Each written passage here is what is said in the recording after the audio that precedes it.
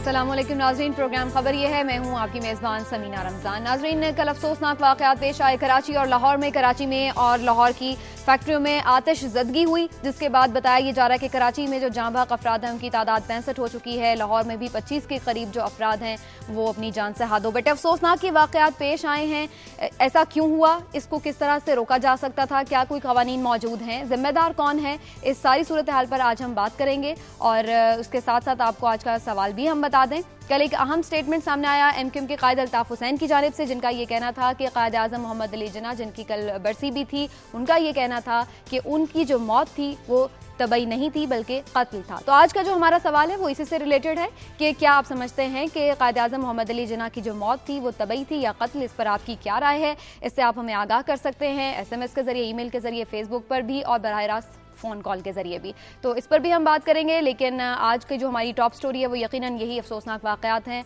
जो कि फैक्ट्रियों में आतिश ज़दगी की वजह से पेश आए। इस पर हम बात करेंगे। हमारे साथ मौजूद हैं सईद काजी साहब और इनसे हम इनकी खबरें भी जानेंगे। इसके साथ साथ हमारे साथ समी इब्राहिम साहब भी मौजूद हैं।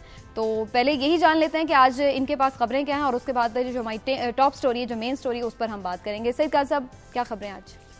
मैं आज बात करूँगा समीना, एक तालीम के ज़मन में एक रिपोर्ट आई है जो बड़ी अफसोसनाक है कि क्या वतन अजीज़ में हालात हैं, और हम दूसरे नंबर पर हैं दुनिया में ड्रॉप आउट्स जो हैं, जो स्टूडेंट, जो हमारे नौजवान बच्चे जो स्कूलों से बाहर हैं, इसमें मैं फिगर्स दूंगा। और फिर एक पाकिस्तान की जो एम्बेसीज़ हैं जकार्ता में और टोक्यो में, उनकी फ़रोख्त में एम्बेजलमेंट और खुर्द बुर्द हुई है, जिसका नोटिस पब्लिक अकाउंट्स कमेटी ने लिया है। नैब ने उसकी तफ्तीश कर ली है और उन्होंने तफसील भी इसकी मांग ली है, इस पर बात करेंगे। और अलावा अजीम जो ANF है वो जो तफ्तीश कर रही है एफेड्रीन केस की, उन्होंने कहा है कि हमारे साथ ताउन नहीं कर रहे जो हनीफ अब्बासी साहब हैं और उनका स्टाफ, उन्होंने अपने स्टाफ को मना कर रखा है कि वो हमसे बात ना करें। ये 3 स्टोरीज हैं जिस पे मैं आज बात ठीक है। समी इब्राहिम साहब, आज आप क्या लाए हमारे लिए? समीना, आपने जिक्र किया हलाकतों का आतिश ज़दगी की वजह से, मैं जिक्र करूंगा जो सैलाब की वजह से हलाकतें हुई हैं सिंध में और पंजाब में, और इसके साथ जो नुकसानात हुए हैं, मैं भी यही देखने की कोशिश करूंगा आपके साथ मिलके कि क्या इन नुकसानात से बचा जा सकता था, और फिर जो लोग वहां पर मुतासर हुए उनको रिलीफ क्या मिला, क्या अभी भी वो बेयारो मददगार पड़े हुए। और फिर लाहौर से खबर आई है जिसको मैंने चुना है। काजी साहब, पोलियो जो वायरस है उसका एक इफेक्ट ही हमें लाहौर में भी मिल गया है। इससे पहले तो बात होती थी कि रिमोट एरियाज में जहां पर कैंपेन नहीं हो पा रही, जहां पर कुछ रुकावटें हैं, रावलपिंडी में भी इस किस्म का, तो अब ये जो शहरी एरियाज है वहां पे भी अब लाहौर जैसे शहर में भी पोलियो का एक मरीज बच्चा हमें मिला है। तो ये कि आबादियों को क्या लाहक खतरात हैं, हम किस तरफ जा रहे हैं। और आखिर में जो आपने आज के सवाल का जिक्र किया, मैं जरा कुछ डिटेल जरूर बयान करूंगा। जो MQM के कायद अल्ताफ हुसैन ने कायद आज़म के बारे में बताया कि बानी पाकिस्तान की मौत किस तरह हुई, और उनके नजदीक तो ये कत्ल है। ठीक है, तो आज बहुत सारी अहम स्टोरीज हैं जिन पर हम बात करने वाले हैं। आप कहीं मत जाइए, हमारे साथ रहिए। हम छोटा सा ब्रेक ले रहे हैं और उसके बाद वापस आ रहे हैं।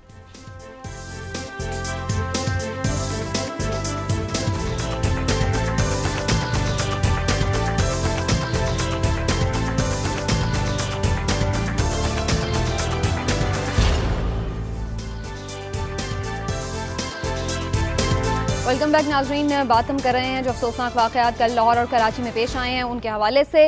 अफसोसनाक बात यह कि 14 घंटे गुजर चुके हैं, अभी तक आग पर काबू नहीं पाया जा सका। नुकसानात जो हुए हैं वो तो आप देख ही रहे हैं, लेकिन हम आज बात करने वाले हैं कि जिम्मेदार कौन है और कैसे इनसे बचा जा सकता है नुकसानात से। हमारे साथ माहिर कानून अजहर सिद्दीक साहब भी टेलीफोन लाइन पर मौजूद हैं, उनसे बात करते हैं पहले और कुछ लॉज के बारे में जानते हैं। अजहर साहब, बहुत शुक्रिया आपके वक्त का।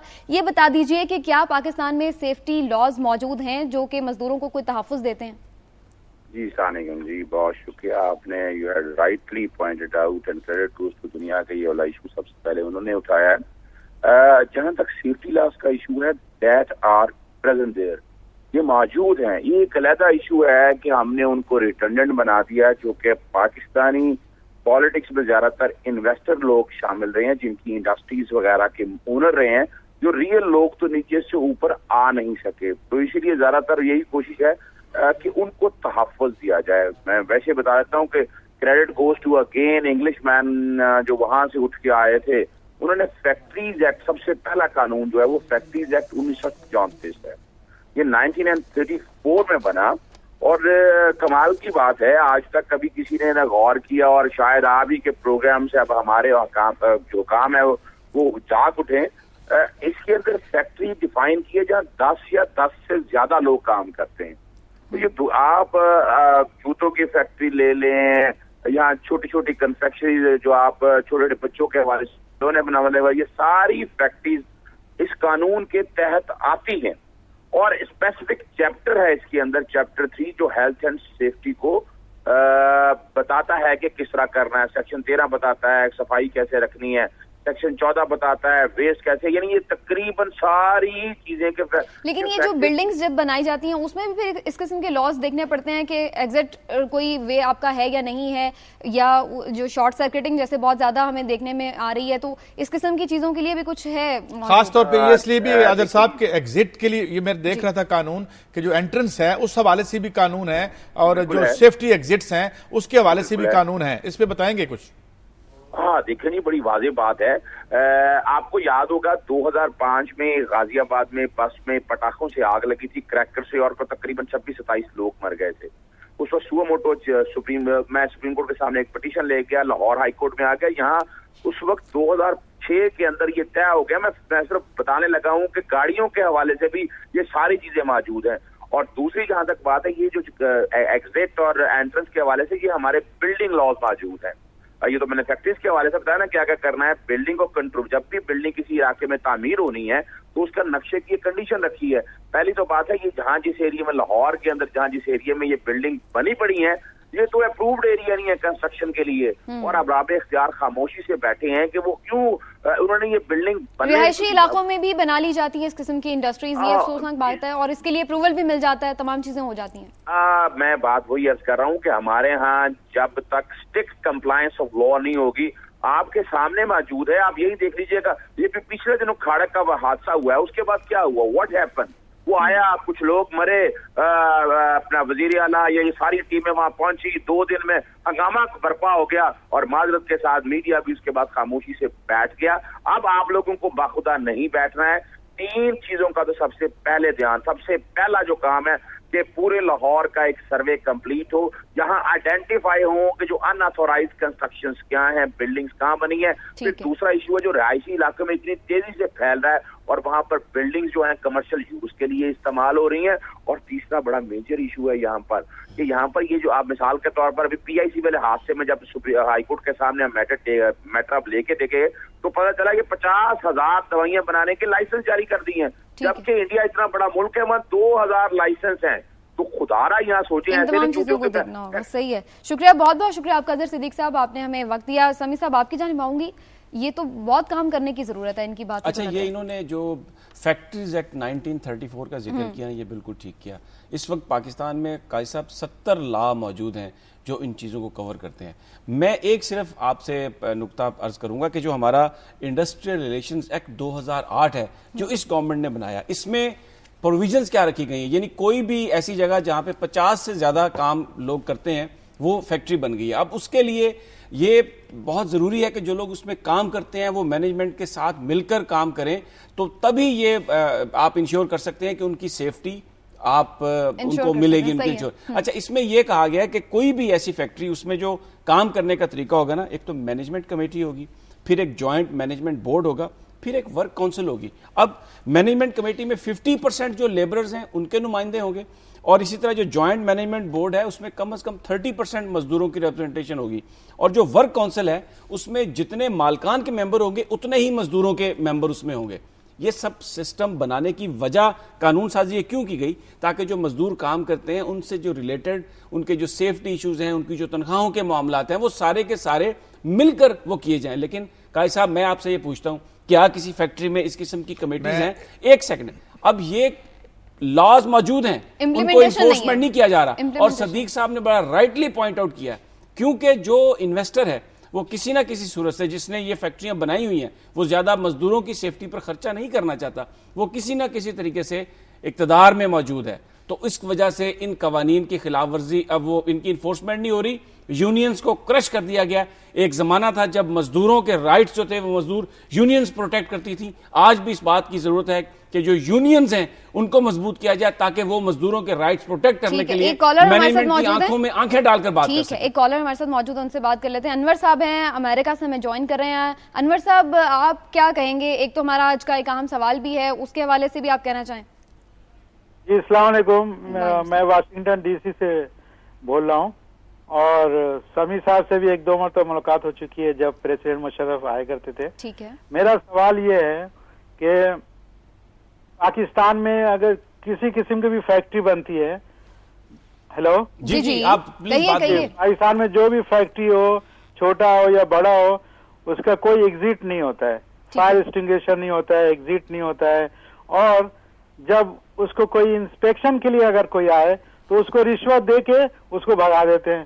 یعنی کوئی فیوچر پلاننگ نہیں، کسی کے جان و مال کا کوئی وہ نہیں ہے. ٹھیک ہے، شکریہ آپ کا انور صاحب. اسی پر ہم بات کرتے ہیں جس طرح سے سمیع ابراہیم صاحب نے تو ذکر کیا. قاضی صاحب آپ کو کیا لگتا ہے مزدوروں کے حقوق کا تحفظ کون کرے گا؟ میں ذرا کھل کے بات کرتا ہوں. جو سمیع صاحب نے اشارہ کیا کہ اس وقت تقریباً تمام بڑے انڈسٹریلسٹ جو ہیں اب وہ حکومت میں ہیں، سینٹ میں ہیں، ڈائریکٹ حکومت میں ہیں، اور یہ ان سے ریلیٹڈ ایشو ہے.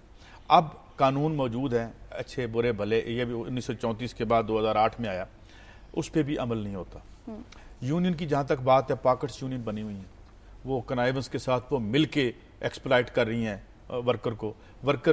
اچھا یہ تو آگ لگ گئی نا، اس کے علاوہ جو تلف ہو رہے ہیں ایک خام مال کی طرح مزدور ہر فیکٹری میں، وہ کیا ان کے پاس ماسکس ہیں جہاں پہ وہ ہیزارڈس گیسز ہیں وہ ان کو موجود ہیں. آپ کسی فیکٹری میں چلے جائیں، آج یہ سروے کر لیں ساری فیکٹریاں بند کرنی پڑ جائیں گی آپ کو. لاہور میں یہاں کی 80% فیکٹریاں بند ہو جائیں گی کیونکہ یہ سارے غلط انہوں نے کیے ہوئے ہیں. ٹھیک ہے، اب یہ کیا ہے، یہ جو فیکٹری کو آگ لگی ہے، ذرا اس کا جو مالک ہے مجھے نہیں پتا وہ کون ہے، ذرا اس کا گھر جا کے دیکھیں، اس کا رہن سہن جا کے دیکھیں، وہ وہاں کہاں رہتا ہے اور وہاں پہ اس نے وہ اپنی دولت بنانے کی ایک سامان رکھا ہوا ہے. اور اس 21ویں صدی میں ہم جو ہے ایک طرف ان کو جلا کے مار رہے ہیں، ایک طرف ان کو 6000 روپلی دے کے زندگی میں سلو ڈیتھ دے رہے ہیں، اور پھر ساتھ ہم نے یہ رکھا ہوا ہے کہ ایک دفعہ آگ لگتی ہے ہم سارے جاگتے ہیں. اب بیانات بھی آئیں گے، کمیٹی بن گئی ہے، کمیٹی اس نے بھی بنی تھی جو پچھلے دفعہ بچے جل گئے تھے وہاں پہ، اور ابھی کراچی میں بتا رہے ہیں لوگ کہ ابھی تک لوگ پھنسے ہوئے ہیں. پھر اس کے ساتھ جڑی ایک اور بات ہے، ایک تو یہ بات ہوگی، لیکن کیا جب یہ واقعہ ہو جاتا ہے فائر بریگیڈ کہاں ہے، اس کی کتنی فیسلٹیز ہیں، کتنے پیسے ہم نے اس کے لیے رکھے ہوئے ہیں، لاہور میں ایمبولینسز کتنی ہیں، ہاسپٹل کہاں پہ. اچھا اب آپ دیکھیں یہ تو چلے جائیں گے باہر فوری، اول تو ان کو کوئی نقصان ہی نہیں ہوتا کیونکہ یہ ایسی ڈینجرس انوائرمنٹ میں یہ لوگ خود موجود ہی نہیں ہوتے، پروٹیکٹڈ ہوتے ہیں ہر حوالے سے. لیکن یہ ساری چیزیں جڑی ہوئی ہیں کس سے؟ پبلک ہیلتھ سے، پبلک سیفٹی سے، پبلک انٹرسٹ سے، لوگوں کے رائٹ سے، اور وہ یہ نہیں دے رہے اور یہ ساتھ حکمرانی بھی کر رہے ہیں اور یہ ایشو ہے اور یہ ہوتا رہے گا بار بار. دیکھیں یہ جو لاہور کا المناک واقعہ ہے اس میں تو فیکٹری کا مالک بھی جل کے مر گیا، اس کا بیٹا بھی جل کے مر گیا، اس کا بھائی بھی جل کے مر گیا. یہ جو واقعہ ہوا ہے نا سارا، یہ بنیادی طور پر جو قوانین ہیں، جو کوڈز ہیں، جو بلڈنگ کا کوڈ ہے اس کو فالو نہیں کیا گیا. رہائشی علاقے میں بلڈنگ آپ نہیں بنا سکتے، بنائی گئی. اس کے اندر آپ کو ایمرجنسی ایگزٹ دینا ہوتا ہے، نہیں بنایا گیا. پھر اس کے بعد فائر کے اندر بجھانے کے آلات رکھے جاتے ہیں، اس کے بغیر بلڈنگ کو آپریٹ کرنے کی اجازت نہیں دی جاتی، لیکن وہاں پر کوئی آلات نہیں رکھے گئے. جیسے قاضی صاحب نے پوائنٹ آؤٹ کیا، اسٹیٹ مکمل طور پر ناکام ہوئی ہے، اس کے پاس کوئی سسٹم ہی نہیں ہے ریسکیو کرنے کا. اب سوال یہ پیدا ہوتا ہے جو ہم روزانہ بات کرتے ہیں کہ جو کوڈز انفورسمنٹ ہے، جو سٹی انتظامیہ جس کا یہ کام ہے کہ وہ میک شور کرے کہ بلڈنگز تمام قواعد کے مطابق ہیں، وہ کہاں پر ہے؟ اس کی تو ترجیحات ہی نہیں ہے. آپ دیکھیں لاہور شہر، کراچی شہر، پنڈی میں گلی گلی میں یہ چھوٹی چھوٹی انڈسٹریز بنی ہوئی ہیں. وقت ہمارے پاس بڑا کم ہے، بریک پر بھی ہمیں جانا ہے، لیکن بات وہی ہے کہ اب یہ سروے کرنا چاہیے، آخر کتنا ہم نقصان برداشت کریں گے تو اس کے بعد پھر ہماری آنکھیں کھلیں گی. بہرحال اس پر ہم مزید بھی بات کریں گے. آپ ہمارے ساتھ رہیے، ہم لے رہے ہیں چھوٹا سا بریک.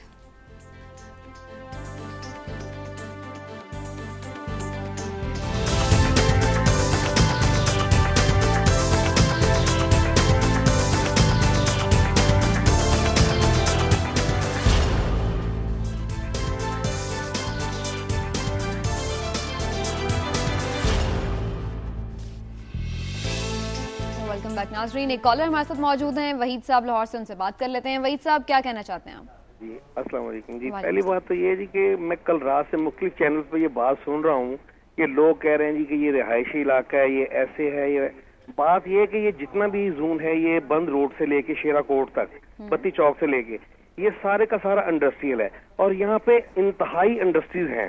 دیکھیں بات یہ ہے کہ یہ ایک قدرتی حادثہ تھا جو ہوا ہے. اللہ تعالیٰ مرنے والوں کو بارگاہ رحمت میں جگہ عطا کرے. یہاں پہ لاکھوں لوگ کام کر رہے ہیں, لاکھوں لوگ کام کر رہے ہیں, اور ان لاکھوں خاندان ان کے پلتے ہیں. بات یہ ہے کہ ایک بات کو کہنے سے, اب دیکھیں کچھ لوگ کہہ رہے ہیں کہ یہ رہائشی علاقہ ہے. مجھے بتائیں اگر یہ رہائشی علاقہ ہے تو یہاں پہ انڈسٹریل میٹر کیوں ایشو ہوئے, یہ اس کو انڈسٹری کیوں ڈکلیئر کیا گیا؟ اب ایک حادثہ ہو جانے کی وجہ سے, اب وہ دیکھیں وہ بندہ جو بیچارہ اس فیکٹری کا جو مالک تھا وہ خود بھی اور اس کا بیٹا بھی اسی حادثے میں فوت ہو چکا ہے. اگر آپ باقی اس حادثے کو دیکھتے ہوئے آپ باقی سب بندوں کو اس میں یہ کہیں گے یہ سب غلط ہیں, سب لوگ ایسے ہیں, تو یہ بری بات ہے. لیکن لاکھوں لوگوں کا روزگار وابستہ ہے. بڑی ایک اچھی چیز پوائنٹ آؤٹ کی, اس پر ہم بات کریں گے. عرفان صاحب ہمارے ساتھ ایک کالر اور موجود ہیں کراچی سے, ان سے بھی بات کر لیتے ہیں. جی عرفان صاحب, آپ کیا کہنا چاہیں گے؟ السلام علیکم. جی وعلیکم السلام. ہیلو. جی وعلیکم السلام, کہیے کیا کہنا چاہ رہے ہیں؟ جی میں عرفان مجید بات کر رہا ہوں کراچی سے. جی. اور میں سعید قاضی صاحب سے, سمیع ابراہیم صاحب سے ایک بات کرنا چاہوں گا, پورے پاکستان کی عوام سے بات کرنا چاہوں گا. جی. کہ یہ جو مسئلہ ہے, جو حادثہ ہوا ہے, اس کی اویئرنیس کا مسئلہ ہے. کہ یہ مسئلہ جو ہے صرف حکومت کا نہیں تھا. حکومت سے تو اس وقت لوگ جو بالکل بیزار ہو چکے ہیں, نالا ہو چکے ہیں. اس کی کوئی ذمہ داری وہ پوری کرتے ہی نہیں, ان کو اپنی گدیوں سے فرصت ہی نہیں. بات یہ ہے کہ اس وقت تک کوئی معاشرہ کامیاب نہیں ہوتا, اس وقت کوئی قوم ملک مضبوط نہیں بنتی, جب تک کہ ہر شہری اپنی ذمہ داری پوری نہ کرے. یہ ذمہ داری ان مزدوروں کی بھی تھی جو کہ وہاں پر کام کرتے تھے. ان کو چاہیے تھا کہ وہ فائر کا نظام چیک کریں, ورنہ کیا ضرورت تھی انہیں وہاں پر کام کرنے کی. اور یہ یعنی انفرادی طور پر بھی ہر بندہ اپنی ذمہ داری نبھائے. شکریہ آپ کا عرفان صاحب, آپ کامنٹ کرنا چاہیں؟ میں ریکمینڈ کرتا ہوں. پہلی بات تو یہ کہ ان میں سے ایک اگر یہ کہہ دیتا نا مزدور کہ جی ذمہ داری پوری کریں, تو اگلے دن اس کے بچے فاقہ کشی کر رہے ہوتے, اسے کہتے حضور تشریف لے جائیے, آپ ہمیں سبق نہ دیجیے. تو یہ جو بڑا آسان ہوتا ہے کہہ دینا کہ جی نیچے سے بھی لوگ کریں, یہ آپ سماج کو اوپر سے ترتیب دیتے ہیں. میں جب بار بار کہتا ہوں کہ آپ ٹیکسز دیتے ہیں, یہ مزدور جو 6,000 روپے لے رہے ہیں نا, کہ سب سے زیادہ ٹیکس دیتے ہیں ریشو کے اعتبار سے, کیونکہ جو 16% ٹیکس کھانے پینے کی چیزوں پہ لگا ہوا ہے یہ دیتے ہیں. اور پھر یہ ٹیکس جب حکومت کے پاس جاتا ہے تو they have to protect their rights. پھر یہاں پہ یونین کا جو معاملہ ہے آپ دیکھیں, یہاں پہ کون سی یونین, ساری تو پاکٹ یونین ہے, اور جو اگر کوئی بات کرتا ہے اسے اٹھا کے باہر پھینک دیتے ہیں. یہاں پر تو ایسی مثالیں بھی ہیں کہ باہر ہی نہیں پھینکا, کہیں اور پھینک دیا جہاں پہ ان کی جان بھی جاتی رہی. تو یہ میرے خیال میں اٹس ناٹ, حکومت کو it should be alive to its responsibilities, یہ اس کی کانسٹیٹیوشنل ریسپانسبلٹی کی آپ بات کر رہے ہیں. پہلے جو کالر پہ تھوڑا کمنٹ کرنا چاہتا ہوں, پہلے جو کالر بات کر رہے تھے کہ جی ہم یہ نہیں کہہ رہے, وہ بھی وکٹم ہوئے. یہاں جو فیکٹری تھی اس میں ان کے مالک کی بھی جان جاتی رہی, ان کی جان بھی بڑی قیمتی ہے. سوال یہ ہے کہ یہ اگر انڈسٹریل ایریا ہے تو ٹھیک ہے, کوئی بات نہیں, حکومت نے اگر ڈکلیئر کر رکھا ہے یہ بھی چیک کر لیتے ہیں. لیکن جو بلڈنگ لاز ہیں کیا ان کو کمپلائنس کی گئی ہے بناتے وقت, اس کو کیا ان کو ایگزیکٹ یہی بات ہم لوگ, کیا فائر ایکسٹنگشن رکھے گئے ہیں؟ بات یہی ہے. دیکھیں پوری دنیا میں اس کی مثالیں موجود ہیں, کیونکہ شروع جب اتنی زیادہ قوانین سخت نہیں تھے تو شہروں میں انڈسٹریز بن گئی تھی. میں مثال دوں گا آپ کو نیو یارک کی, اب یہ ڈیولپڈ ملک کی آپ مثال دے سکتے ہیں. وہاں پر آج بھی شہری آبادیوں میں قاضی صاحب انڈسٹری موجود ہے.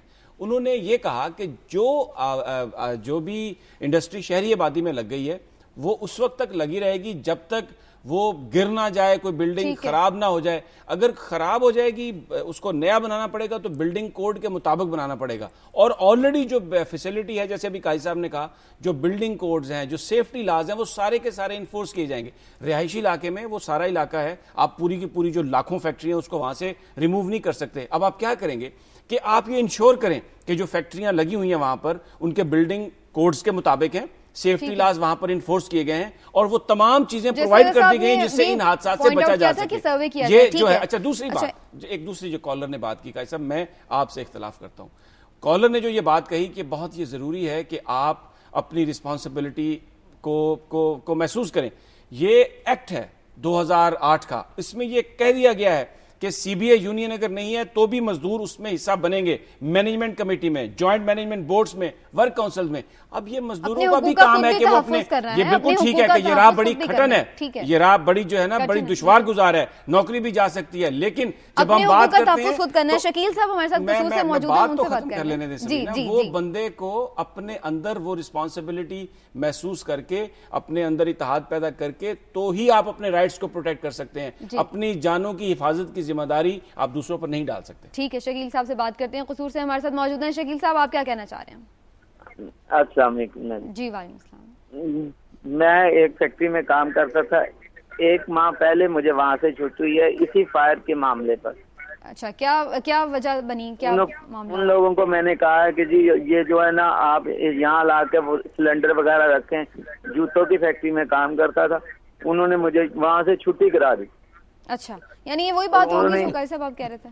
جی ہم سمجھ رہے ہیں آپ کی تکلیف کو. انہوں نے یہ کہا کہ جی آپ نے کام کرنا ہے کرو، نہیں کرنا تو آپ جا سکتے. اب دیکھیں، شکریہ. میں بتاؤں. اب آپ دیکھیں اس میں بہت سی باتیں آ جاتی ہیں. یہاں پہ روزانہ ہم کرائم جو ہے اس کو کور کرتے ہیں. تھانے دار اس ذمہ دار کے گھر بیٹھا ہوتا ہے جس نے کرائم کیا ہوا ہے. تھانے دار اس فیکٹری مالک کے ساتھ بیٹھا ہوتا ہے. پورا سسٹم آپ نے اس طرح سے ڈیزائن کیا ہے کہ جو آدمی اس ملک میں دولت پیدا کر رہا ہے محنت کش، ٹھیک ہے، اور اس کے بدلے اسے پی نٹ بھی نہیں آپ دیتے، اس کی زندگی کو آپ نے ویسے، اور وہ اتنا ان پروٹیکٹڈ ہے. مثال لا کی میں بات کرتا ہوں. آپ جائیں ذرا کچہری میں، ایک وکیل ہائر کر کے دکھائیں. 6,000 روپے سے 9,000 روپے ماہانہ کمانے والے آدمی وکیل ہائر کرنا اس کے لیے اتنی بڑی لگژری اور عیاشی ہے کہ جسے وہ تصور نہیں کر سکتا. آپ ہر جگہ اس کو چلتے ہیں اور ذمہ دار بھی اسے بھی قرار دیتے تھے کہ ذمہ دار بھی تم ہو. نہیں، ذمہ دار اسے نہیں قرار دیتے. یہ آپ دیکھیں، کل بھی میں آپ سے یہ بات کر رہا تھا، ذمہ دار نہیں قرار دیتے. وہ جو کالر نے بات کی ہے نا، وہ بات آپ یہ ٹھیک ہے، نوکری چلی گئی، آپ مجھے ایک سوال کا جواب دے دیں. نوکری چلی گئی، یہ بات صحیح ہے. مجھے یہ بتائیے پھر کیسے آپ اپنے رائٹس پروٹیکٹ کریں گے؟ پھر تو یہ بات ہے کہ ہر آدمی گھر بیٹھ جائے، اوپر سے فرشتے آ کے یہ ٹھیک کریں گے. لوگ قربان، شکاگو میں مزدوروں نے گولیاں کھائیں تو مزدوروں کو رائٹس ملے. یہاں پر بھی لوگ نکلے سڑکوں پر تو یہ جو قوانین کھا رہے ہیں. میری بات سنیں، مزدوری گولیاں کھا رہے ہیں. جس دن بے نظیر یہاں اتری تھی نا، یہاں پہ 250 مزدور مرا تھا. اس دن مر رہے ہیں روز. صرف ہمیں لیڈروں کے نام یاد رہ جاتے ہیں چونکہ ان کا لارجر دین لائف ان کا امیج ہوتا ہے. ساتھ جو مرتے ہیں، 250 جوتے جو اٹھائے گئے تھے کراچی میں 2 دھماکوں کے بعد، وہ ہوائی چپلیں تھیں، ان میں بند جوتا کوئی نہیں تھا.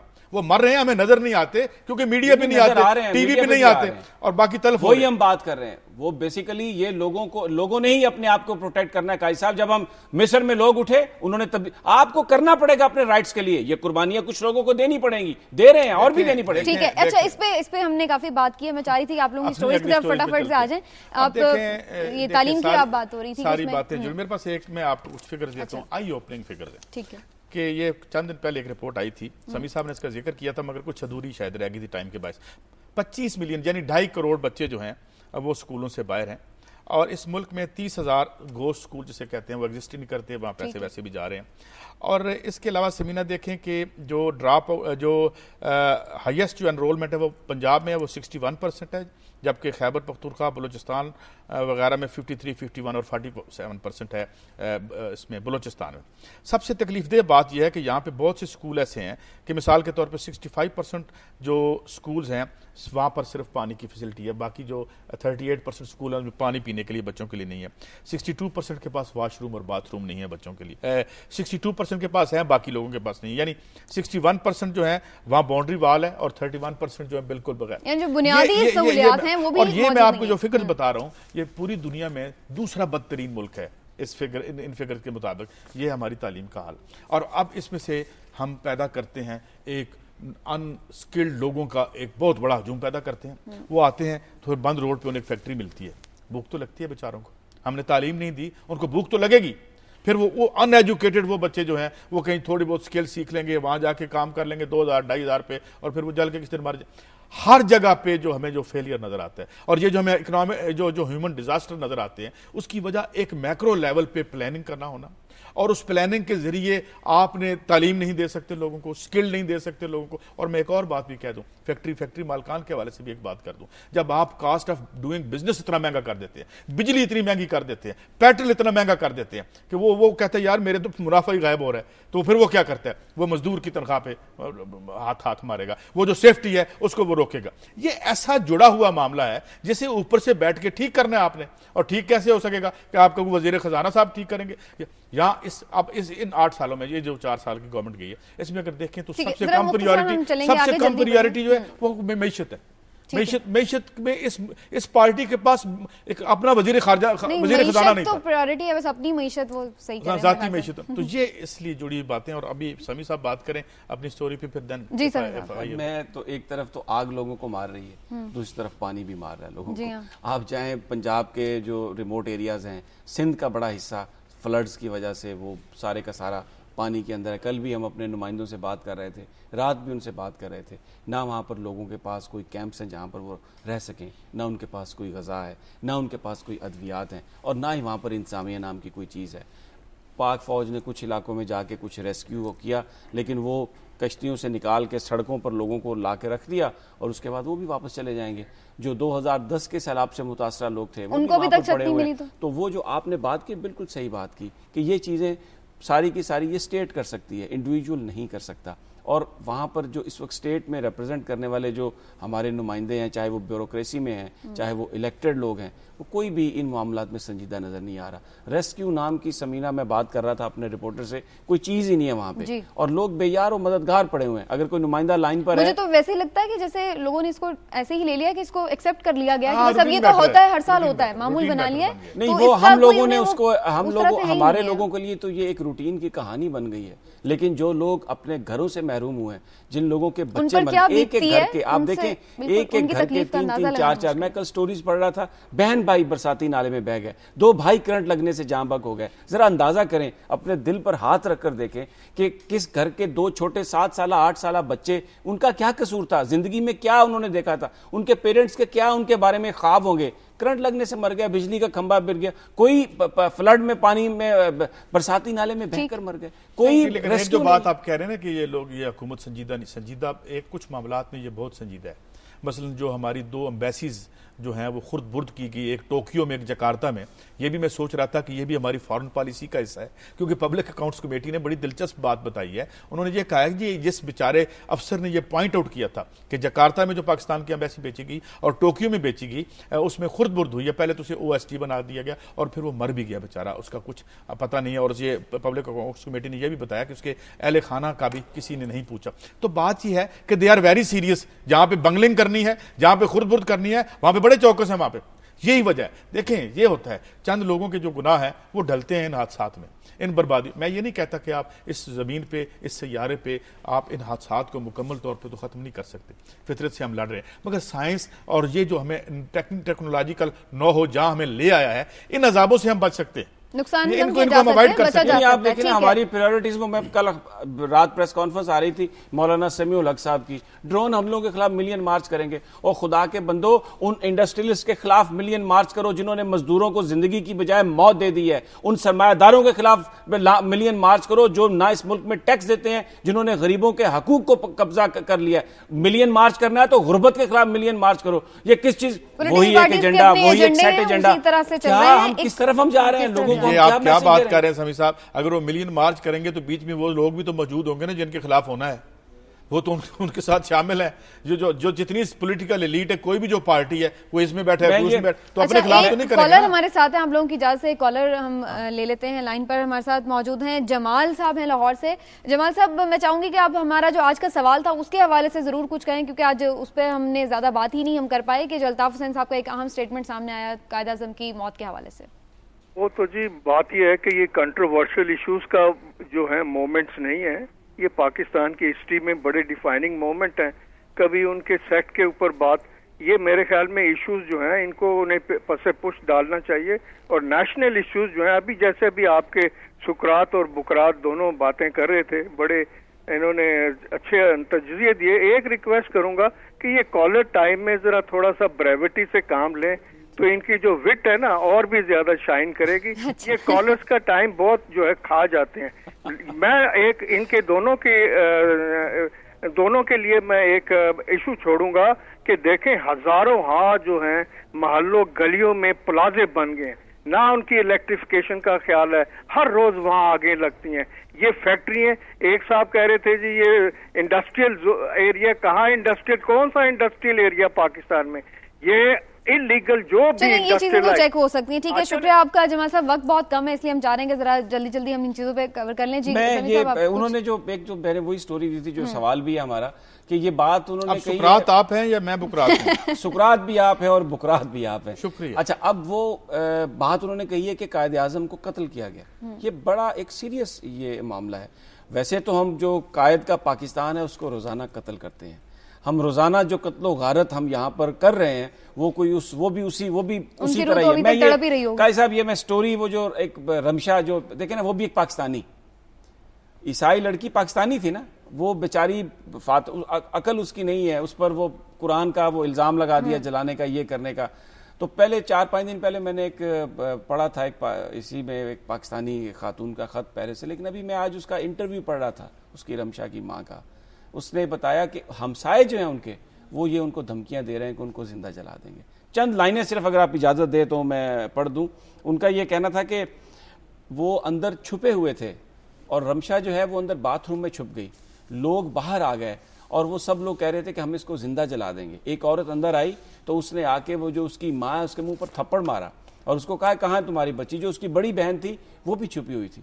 मैं ये सवाल करना चाहता हूँ आपकी वसातत से काजी साहब कि क्या ये जो मिनॉरिटीज़ हैं, क्या ये उनका मुल्क नहीं है? कायद आज़म ने तो सर जफरुल्लाह जो एक अहमदी थे उनको अपनी काबीना में रखा, जोगिंदर नाथ को अपनी काबीना में रखा। तो जो कायद ने जब उस वक्त इन मिनॉरिटीज़ को वजारतें दी तो क्या मैसेज था कि सबने मिलकर रहना है? ये ईसाई का भी उतना ही पाकिस्तान है जितना मुसलमान का पाकिस्तान है, हिंदू का भी उतना ही पाकिस्तान है जितना किसी मुसलमान का पाकिस्तान है। हम क्या बर्पा कर रहे हैं इस्लाम के नाम पर? ये कौन लोग हैं जो लोगों को जिंदा जला रहे हैं, लोगों को मार रहे हैं? तो ये जो कत्ल है, ये कायद का भी कत्ल किया उन्होंने, जो अल्ताफ साहब ने कहा, और हम जो है रोजाना कायद के पाकिस्तान को कत्ल कर रहे हैं, उनके विजन को भी कत्ल कर रहे हैं। सही है, बिल्कुल ऐसे ही। तो कहाँ जाएंगे हम लोग? देखिए, एक तो बात जो उन्होंने कॉलर ने की थी, मैं ये समझता हूँ कि वो भी ठीक कहते हैं कि डिफाइनिंग मोमेंट्स हैं और ये जो हिस्ट्री में जब हमारे इवेंट्स हैं उनको पस पुश डाल के शायद हम आगे भी बढ़ें। मगर ये समी साहब ने बड़ी रेलेवेंट बात की है। मगर ये कौन लोग हैं? अभी पहली दफ़ा ये टेस्ट केस बना रिमशा का, वरना तो इस पर बात ही कोई नहीं करता। इस पे तो साफी बात करते डरते हैं, एंकर बात करते डरते हैं, अखबार वाले लिखते हुए डरते हैं। तो why have we have been held hostage bye them? हम होस्टेज क्यों बन गए हैं? कि हम सच्चाई की बात करना चाहते हैं, हम इंसाफ हर आदमी को मिलना चाहिए, उसका जो रंग है, नस्ल है, मजहब है, उससे हट के इंसाफ तो मिलना चाहिए। ये बताइए कि हनीफ अब्बासी साहब क्यों नहीं ताउन करे इंसाफ के सिलसिले में? फिर कोटा के साथ की स्टोरी भी थी, मैं चाह रही थी इस पे आप जरूर बता दें। ये देखिए, हनीफ अब्बासी साहब में एक तो बड़ी वो माशाल्लाह शोला बयान की गुफ्तगू करते थे और बड़ी हदायत जारी करते थे टीवी पे बैठ के। मैं कुछ दिनों से नजर नहीं आ रहे, एक दिन मुझे पीसी में नजर आए मगर बात नहीं हो सकी उनसे। आपको देखकर रास्ता बदल गया? बदल नहीं, मैं तो ये नहीं कह सकता। एक मुअज़्ज़ज़ आदमी है, जब तक वो अभी तो कोई कॉन्विक्ट नहीं है, मुलजिम जरूर है। तो एएनएफ ये कह रही है जी कि वो हमारे साथ तामन नहीं फरमा रहे और उन्होंने अपने स्टाफ को मना कर दिया। आप उन पे जो इल्जाम है वो जरा मैं उसकी वजाहत कर दूं कि 500 जो केजी एफेड्रीन है उसमें से वो 170 केजी का हिसाब दे पाए हैं, 330 केजी का उनके पास नहीं है।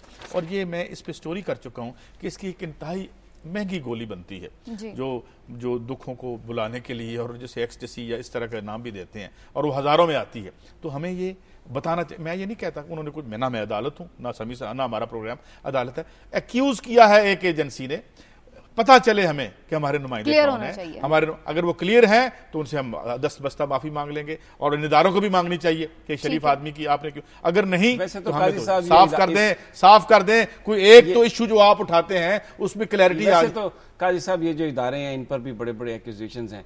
हम ये सुनते थे कि फाटा में वैक्सीनेशन की इजाजत नहीं दे रहा है, वो जनाब दूर दराज सिंध में नहीं इजाजत दे रहा है, वहां पर मौलवी आ गए हैं, वो कहते हैं जी कि ये वैक्सीनेशन कैंपेन हम नहीं होने देंगे, कोई CIA का एजेंडा है। लाहौर में कौन सा एजेंडा है? सूबाई हुकूमत ये कहती है कि जनाब 100% वैक्सीनेशन कर दी है। जो WHO ने यहाँ से जो ड्रेनेज के जो नमूने लिए जुलाई जून में गुलशन रावी और बहुत सारे दूसरे इलाकों में, उसमें ये खतरनाक वायरस पाया गया, अब एक बच्चे में निकल आया।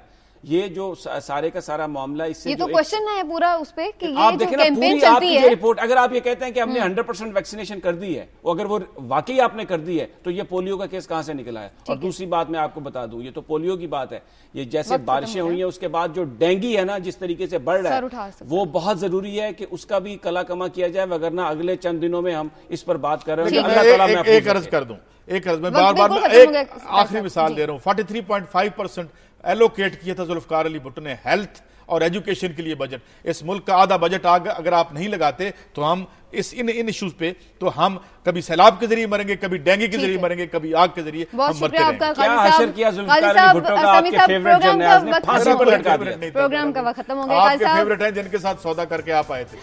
قاضی صاحب بہت شکریہ. سمیع ابراہیم صاحب آپ کا بھی بہت شکریہ. ناظرین گفتگو آپ نے ملاحظہ کی. خبر یہ ہے میں آج یہی کچھ تھا. اگر آپ کے پاس کوئی خبر ہے تو آپ ہمیں اس ایڈریس پر یعنی khabar@duniatv.tv پر بتا دیجیے. ہم کوشش کریں گے کہ اس جو اہم خبر آپ کے پاس ہے اس پر بھی بات کر سکیں. بہت شکریہ. فیڈ بیک ضرور دیجیے گا. اللہ حافظ.